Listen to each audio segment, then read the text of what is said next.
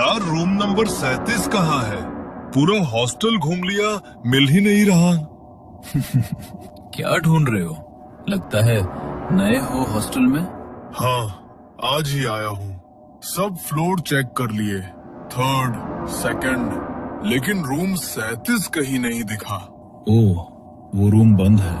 उसे 4थे फ्लोर पर शिफ्ट किया गया है। ऊपर जाओ, वही मिलेगा। अच्छा, ठीक है, थैंक यू। वैसे एक बात बताऊं, तेरे रूममेट्स थोड़े टेढ़े हैं। रैगिंग से थोड़ा बचकर रहना।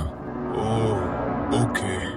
समीर उसकी बात सुनकर थोड़ा डर गया। पहली बार गांव से बाहर पढ़ने आया था। रैगिंग का नाम सुनते ही दिल में अजीब सी बेचैनी भर गई। वो अपने रूम में पहुंचा। अंदर कोई नहीं था। थका हुआ था, इसलिए बैग नीचे रखा और सीधा बेड पर लेट गया। कुछ देर बाद नींद में उसे लगा जैसे कोई हिला रहा हो, और तभी उसके चेहरे पर किसी ने ठंडा पानी फेंक दिया। वो चौंक कर उठ बैठा। अरे, हमारे आने से पहले सो भी गया तू? नया मुर्गा है और हमें सलाम किए बिना बेड पर चढ़ गया। वो जब आया तो कोई नहीं था। बहुत थक गया था इसलिए सो गया। सॉरी। अरे नहीं मुन्ना, सिर्फ सॉरी बोलने से कुछ नहीं होता। पैर छूकर माफी मांग और फिर बाहर जाकर मुर्गा बन, कुकड़ू कूकर सबके सामने। नहीं, प्लीज प्लीज मत करो ऐसा। मैं नहीं कर पाऊंगा। मैं हाथ जोड़ता हूँ, प्लीज मत कराओ ये सब। ओहो, शर्म आ रही है तो फिर एक और चैलेंज ले ले। डरपोक नहीं निकले तो इज्जत बच जाएगी। 3rd फ्लोर पर रूम नंबर 36 के पास एक पुराना कमरा है, बिना नंबर वाला। वही पुराना रूम 37। सुना है वहाँ एक लड़के ने सुसाइड किया था। उसकी आत्मा आज भी वहीं भटकती है। अगर हिम्मत है तो वहाँ जा। बस 10 मिनट रुक जा, अंदर कर लेगा? क्या? वहाँ जहाँ किसी ने सुसाइड किया था? नहीं यार, प्लीज। तो फिर बाहर जाकर मुर्गा बन जा। दोनों में से एक चुन, रूम या रैगिंग। अगर दोनों से मना किया तो कल सुबह तक तेरा नाम हॉस्टल से गायब होगा। ठीक है, जाऊंगा। अच्छा बच्चा, तो फिर रात के ठीक 12 बजे जाएगा, अभी नहीं। और हाँ सुन, ये ले रूम की चाबी। बिना चाबी के अंदर कैसे जाएगा? लेकिन अभी मत जाना। असली मजा तो तभी है जब घड़ी रात के ठीक 12 बजाए। समझ गया ना? विक्की और उसके दोस्त हर नए स्टूडेंट के साथ यही करते थे। रैगिंग के नाम पर इतना डराते कि कोई उनके खिलाफ बोलने की हिम्मत नहीं करता था। विक्की ने समीर के फोन में अपना नंबर सेव किया और जाते जाते उसे वो पुरानी रूम की चाबी पकड़ा दी। समय बीता। घड़ी की सुई धीरे धीरे 12 के पास पहुंचने लगी। समीर अपने बिस्तर पर बैठा कांप रहा था। दिल जोर से धड़क रहा था। फिर उसने एक गहरी सांस ली और नीचे 3rd फ्लोर की तरफ चल पड़ा। जैसे ही वो सीढ़ियों से नीचे पहुंचा, उसके फोन पर विक्की की वीडियो कॉल आने लगी। ना चाहते हुए भी समीर ने कॉल उठा ली। अरे, वहीं क्या जम गया बे? चल आगे बढ़, दरवाजे तक जा और ताला खोल। हाँ, जा रहा हूँ। समीर ने फोन का बैक कैमरा ऑन किया, धीरे धीरे आगे बढ़ा और पुराने रूम नंबर 37 के सामने जाकर रुका। उसने चाबी ताले में डाली। धातु की चर चर आवाज पूरे कॉरिडोर में गूंज उठी। दरवाजा खुलते ही अंदर से सड़ांध की बदबू का झोंका आया। समीर ने कांपते हुए अपने फोन की टॉर्च ऑन की और तभी वीडियो कॉल अचानक कट हो गई। अरे, ये वीडियो कॉल तो कट हो गई। दोबारा करता हूँ, वरना ये सब बोलेंगे कि मैंने जानबूझकर वीडियो कॉल कट की और सबके सामने रैगिंग करेंगे मेरी। समीर ने उन्हें दोबारा से वीडियो कॉल की, लेकिन कॉल लग ही नहीं रही थी। तभी उसे कमरे में किसी की हलचल महसूस हुई, जैसे कोई अपने दबे हुए कदम बढ़ाते हुए उसी के पास आ रहा हो। कौन है? कौन है यहाँ? समीर के इतना पूछते ही वहां पर होने वाली कदमों की वह हलचल अचानक शांत हो गई। समीर को भी लगा शायद वो उसका वहम है, मगर तभी कमरे की खिड़की अचानक खुली और तेज आवाज के साथ बजने लगी। अचानक किसी ने पीछे से समीर का पैर पकड़ा और समीर मुंह के बल जमीन पर गिर पड़ा। उसके माथे से खून बह रहा था। वो घबराता हुआ जल्दी से उठा और दरवाजे की तरफ भागने लगा, पर जैसे ही उसने दरवाजा खोलने की कोशिश की तो दरवाजा मानो जाम हो गया। तभी समीर को अपनी गर्दन पर किसी की गर्म सांसें महसूस हुई। उसके कंधे पर किसी ने अपना हाथ रखा। समीर घबराकर जोर से चिल्लाया और उसने जैसे ही पीछे मुड़कर देखा तो जतिन और राकेश उसके पीछे खड़े थे और उसकी वीडियो बनाते हुए जोर जोर से हंस रहे थे। तू तू तू एक नंबर का फट्टू चंद निकला। देख तो इतना बड़ा होकर भी कैसे डर रहा है। तेरी तो हमने वीडियो बना ली है और अब तेरी ये वीडियो पूरा कॉलेज देखेगा। नहीं, प्लीज प्लीज ऐसा मत करना। देख, ऐसा तो होगा। अब रूल तो सबके लिए एक जैसा ही है ना। रैगिंग तो सब स्टूडेंट्स की होती है। तेरी नहीं हुई तो पुराने वालों के साथ अन्याय हो जाएगा। एक काम कर, इसके कपड़े भी उतार, उसकी भी वीडियो बनाएंगे, फिर असली वीडियो पब्लिश होगी। नहीं, प्लीज नहीं। वे दोनों जबरदस्ती समीर को उसके कपड़े उतारने के लिए परेशान करने लगे, मगर समीर ने उन्हें धक्का देकर वहां से भागकर रूम में जाकर बैठ गया। रूम में विक्की था। उसे देखकर विक्की गुस्से से भर गया। तू भागकर ऊपर आ गया। हमारी एक बात ना मानने का अंजाम तुझे पता है। कितना बड़ा खामियाजा भुगतना पड़ेगा अब तुझे इसका। विक्की समीर की ओर बढ़ ही रहा था कि तभी उन्हें राकेश के चिल्लाने की आवाज आई। उसकी आवाज सुनकर विक्की जल्दी से नीचे की तरफ भागा और देखा कि जतिन उस बंद कमरे के बाहर खड़ा है और राकेश वहां पर नहीं है। राकेश कहाँ है? और तू ऐसे बुत बनकर क्यों खड़ा है? बोल ना, क्यों चिल्ला रहा था राकेश? वो समीर जैसे ही ऊपर भागा तो अंदर किसी के पैरों की आवाज आई। राकेश तो आराम से खड़ा था, कोई और दिख भी नहीं रहा था, मगर किसी ने उसे पकड़ा और खिड़की से धक्का दे दिया। क्या? ये तू क्या बोल रहा है? नीचे सब लोगों की भीड़ लग गई है यार। अगर मैं फंस गया तो, क्योंकि अंदर उसके साथ कमरे में मैं ही था। डर मत, कुछ नहीं होगा। पहले नीचे चलते हैं हम। वो दोनों घबराते हुए नीचे गए तो वहां हॉस्टल के सभी बच्चों और टीचर्स का जमावड़ा लगा हुआ था। नीचे जमीन पर राकेश की डेड बॉडी पड़ी हुई थी। थोड़ी देर बाद पुलिस की टीम आई और उसकी बॉडी को वहां से उठाकर ले गई। पूछताछ के लिए उन्होंने स्टूडेंट्स से बात की और सीसीटीवी की फुटेज चेक की। पहले तो उन्हें जतिन पर शक हुआ, मगर जतिन ने जब अपने फोन की वीडियो उन्हें दिखाई तो पुलिस वालों को उसे छोड़ना पड़ा, क्योंकि उसके खिलाफ उन्हें कोई ठोस सबूत नहीं मिला। एक हफ्ता बीत गया। जतिन और विक्की राकेश की मौत के सदमे में थे।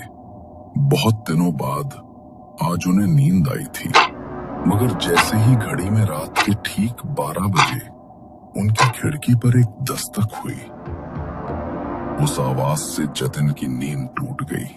उसने उठकर देखा तो आसपास कोई नहीं था, मगर जैसे ही वो वापस अपने बिस्तर की तरफ जाने लगा, पीछे से उसे किसी का धक्का लगा और उसका सिर सीधा सामने टेबल पर जाकर लगा। उसके माथे से खून निकलने लगा। वो डरता हुआ पीछे की तरफ मुड़ा तो एक भयानक परछाई उसके सामने खड़ी थी, जो उसी की तरफ बढ़ती हुई आ रही थी। डर के मारे जतिन के मुंह से चीख भी नहीं निकल पा रही थी। उस परछाई ने उसे हवा में उठाया और सामने की दीवार की तरफ फेंक दिया। वो दीवार में इतनी जोर से जाकर लगा कि उस आवाज से कमरे में सो रहे विक्की और समीर की नींद टूट गई। समीर ने जल्दी से रूम की लाइट ऑन की तो देखा कि जतिन जमीन पर गिरा हुआ है और सामने की दीवार उसके खून से सनी हुई है। उसे देखकर वो दोनों घबरा गए और उसकी तरफ दौड़े। ये क्या हो गया तुझे जतिन? ये सब किसने किया तेरे साथ? मैं अच्छी तरह जानता हूँ ये सब तूने ही किया है समीर। अगर जतिन को कुछ हुआ तो मैं तुझे छोड़ूंगा नहीं। विकी ने जतिन को उठाया और हॉस्टल की गाड़ी में उसे जल्दी से अस्पताल लेकर गए। डॉक्टर ने उसके माथे पर सिलाई कर बैंडेज किया, मगर उसकी सिलाई अपने आप खुलने लगी, जैसे कोई जानबूझकर उन्हें उखाड़ रहा हो। जतिन इतने दर्द में था कि उसकी चीखें पूरे अस्पताल में गूंज रही थीं। डॉक्टर, विक्की और समीर जल्दी से उसके पास दौड़े तो उसका पूरा चेहरा खून से भर गया था और वो बड़े ही भयानक तरीके से चिल्ला रहा था। डॉक्टर ने उसे संभालने की कोशिश की, मगर वो अचानक हवा में उठ गया और बहुत तेजी से जमीन पर गिर पड़ा। नीचे गिरते ही उसकी मौत हो गई। किसी को भी अपनी आंखों पर यकीन नहीं हो रहा था कि जतिन के साथ ये सब कैसे हुआ। विक्की सदमे में था, क्योंकि पिछले एक हफ्ते में उसने रहस्यमय ढंग से अपने 2 दोस्तों को खो दिया था। कुछ दिन बाद वो हॉस्टल के अपने कमरे में बैठा था। तभी समीर कमरे में आया और अंदर आते ही विक्की उस पर झपटा। मुझे अच्छी तरह पता है ये सब तूने किया है। बोल ना साले, तूने ही किया है ना? तू यहाँ आया है तभी से ये सब हो रहा है। मेरे 2 दोस्त मारे गए, मैं तुझे छोड़ूंगा नहीं, मार डालूंगा मैं तुझे। विक्की ने दोनों हाथों से समीर की गर्दन दबानी शुरू कर दी, मगर समीर के चेहरे के भाव देखकर विक्की का दिल बैठ गया, क्योंकि समीर के चेहरे पर एक भयानक मुस्कान थी और उसकी आंखों से खून टपक रहा था। डर के मारे समीर की गर्दन से विक्की के हाथ की पकड़ छूट गई और वो अपने कदम पीछे हटाने लगा।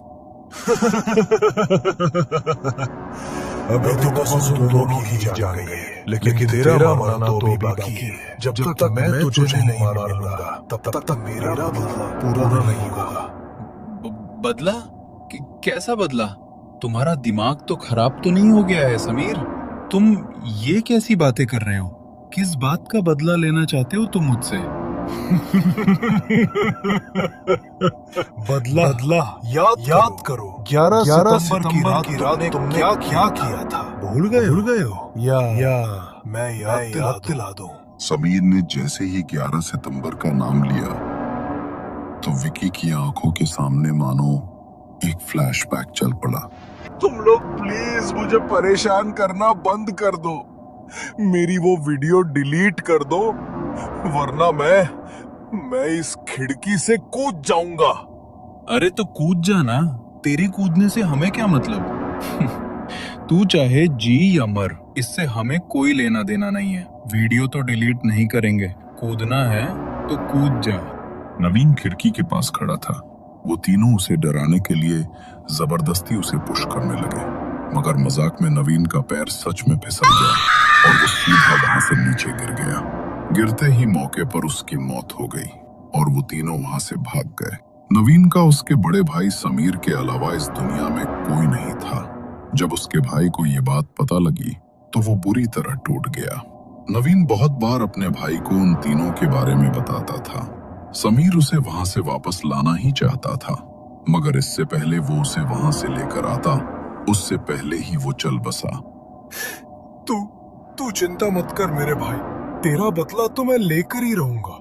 मैं अच्छी तरह जानता हूँ उन तीनों ने ही तेरे साथ ये सब किया है, मैं उन्हें छोड़ूंगा नहीं। समीर ने अपने आंसू पोंछे और एक पुराने बुक स्टोर से वो किताब लेकर आया। उसने किताब का एक पन्ना खोला जिस पर घुल लिखा हुआ था और उसके भीतर घुल को जागृत करने के मंत्र और विधियां लिखी हुई थी। रात के ठीक 12 बजे समीर ने अपने कमरे के बीचों बीच एक सफेद घेरा बनाया और उसके चारों ओर मोमबत्तियां जलाकर रख दी। उस घेरे के अंदर बैठकर वो उन मंत्रों का उच्चारण करने लगा। कुछ देर बाद कमरे में जोर की हवा चलने लगी, मगर उस हवा से भी मोमबत्तियां नहीं बुझी, बल्कि उनकी लौ और तेज हो गई। उसी वक्त सामने एक भयानक परछाई प्रकट हुई। समीर ने अपनी हथेली पर चाकू रखा और एक चीरा लगाया। फिर उसने घेरे के बाहर अपने रक्त की कुछ बूंदें टपकाई। जैसे ही वो बूंदें घेरे के बाहर गिरी, उसी पल समीर निढाल होकर जमीन पर गिर पड़ा। उसकी सांसें वहीं थम गई और उसके सामने खड़ी वो भयानक परछाई धीरे धीरे उसका रूप लेने लगी। विकी के सामने खड़ा समीर अब समीर नहीं था, बल्कि वो उसी भयानक परछाई में बदल चुका था। समीर ने गुल को अपने भाई की मौत का बदला लेने के लिए जागृत किया था, और जिस समय उसने उसे अपने रक्त की बूंद भेंट की, उसी समय घुल उसकी आत्मा को अपने साथ ले गया था और उसका रूप लेकर उन तीनों से उसके भाई की मौत का बदला लेने आया था। उसने फिर से समीर का रूप लिया और विक्की की गर्दन को एक झटके में मरोड़ दिया। विक्की जोर से चीखा और जमीन पर गिर पड़ा। राकेश और जतिन के बाद आज विक्की भी जा चुका था और गुल से किया हुआ समीर का सौदा भी अब पूरा हो गया था। गुल अब वापस उसी किताब के अंदर बंद हो चुका है और किसी और का बदला पूरा करने के लिए अब वो किसी का इंतजार कर रहा है।